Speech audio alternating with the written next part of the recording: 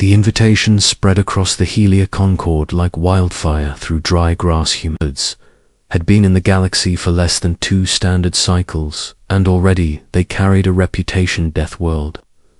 Born gravity, heavy weather, violent biology, species of the Concord evolved on stable worlds with mild climates and predictable ecosystems. Earth was not mild. Earth was not predictable, so the Concord demanded a demonstration. If humans claimed resilience, then let them prove it. Lena Verma volunteered.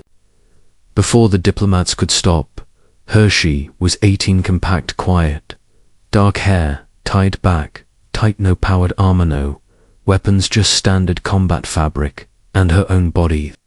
The arena lights of Helia Prime burned bright over polished stone. Tens of thousands filled the rising tiers. Feathered avians perched beside scaled merchant-gelatinous observers floated in containment spheres.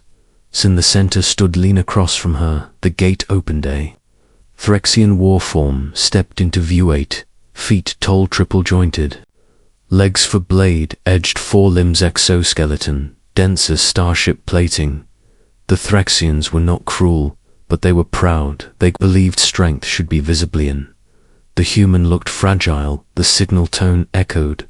The Threxian moved first. It crossed half the arena in a blur, blades slicing in coordinated arcs meant to overwhelm. Lena did not step back, she shifted sideways. The first strike carved a deep groove into stone. Dust burst into the air, gasps rippled through the crowd. The second limb swept losh, jumped not, away forward. Her foot tapped the attacking limb, and she launched higher. For a fraction of a second, she was above the towering alien. She drove her elbow down into a joint seam, where 2 plates met. The impact jarred her bones, pain flared up her arm.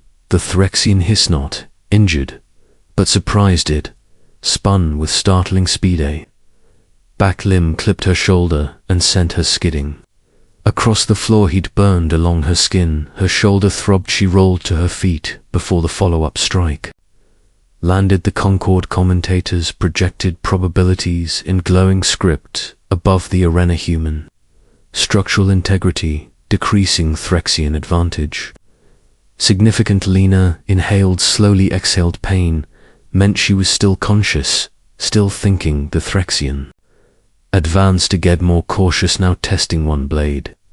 Fainted high on, another shot toward her midsection. Sheet pivoted inside the arc and drove her fist toward the softer membrane near its thorax. Once, twice, 3 times. The third strike produced a different sound. Threxian stepped back half a pace. The crowd quieted half a pace. Was not defeat, but it was not dominant either. The alien lunged in full force, all for limbs converging this time. Lena took a hit. A blade struck her thigh, not deep, but enough. She stumbled. The arena roared, predator closing on Prother. Threxian rushed to finish. Lena dropped lower than seemed possible. She slid under the main strike and hooked her arm around one of the alien's supporting legs. Her shoulders screamed in protest. She ignored it. She twisted her hips and pulled while driving her own leg behind the alien's joint. Leverage, not strength. The Threxian outweighed her by at least 3 times, but balance is fragile. Even for giants. The alien tilted just slightly. Lena committed everything. She yanked and pivoted at the same time. The Threxian crashed onto one side. The impact thundered across the arena. Shockwaves rippled through the lower tiers. Before it could rise, she scrambled onto its thorax. Her fists hammered at the same weakened seam she had targeted before. Over and over her knuckles, split blood streaked across kitten. The Threxian tried to push up. Its limbs faltered, not from incapacity, from recognition. This small human had mapped its structure under pressure, instantly. While injured, the alien froze. Then, slowly, it tapped one blade against the arena. Floor-yield silence spread through the Concord. The commentators flickered in confusion. Lena slid off and staggered. Back her thigh burned, her shoulder throbbed. She stood anyway, waiting there. Phyrexian rose to full height. Could have continued it. Did not. Instead, it lowered its upper body in formal respect. Translation field carried its voice. This human demonstrates adaptive combat behavior beyond predictive models. This human sustains injury and increases aggression strategically. This human is not fragile. The arena did not explode into cheers. It absorbed the moment in the diplomatic gallery above the floor. Ambassador Rahman allowed himself a slow breath. This was not about violence. It was about perception. Later, in the medical wing, alien drones scanned Lena's injuries. Minor muscle tears, surface lacerations, nothing permanente. Small floating delegate drifted closer. Why volunteer for this risk? It asked. Because you were deciding what we are without knowing us, Lena replied. You think Earth makes monsters? The delegate pulsed. Faint light, does it not? Earth is dangerous. Lena said. Storms flatten cities, oceans swallow ships, creatures hunt in dark forests and deeper seas. Gravity presses on you from the moment you are born. She flexed her injured leg. But we survive because we adapt. We learn.